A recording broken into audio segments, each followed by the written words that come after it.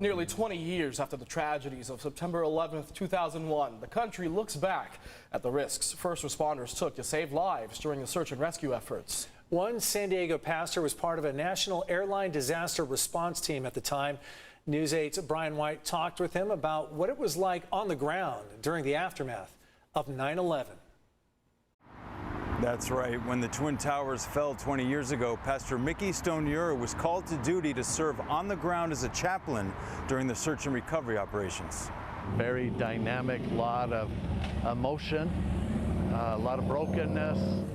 Pastor Mickey Stonier remembers the raw emotion and trauma experienced by the families of the fallen during the aftermath of 9/11. Despair, anger, frustration, all the mixed emotions. In 1999, he was recruited to be a member of the NTSB's National Airline Disaster Response Team, which was comprised of about 100 chaplains and mental health professionals across the country.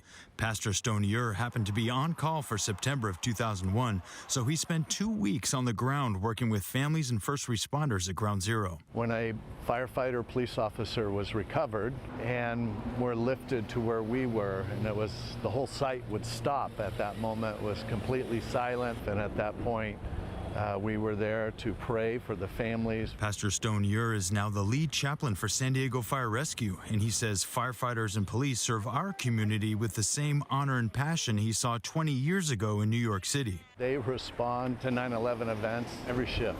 The magnitude isn't as big as the Twin Towers, but every home they go into, the rescues. As he looks back 20 years later, Pastor Stonier recalls the unity felt on the ground at the time, and he hopes we can capture that feeling again.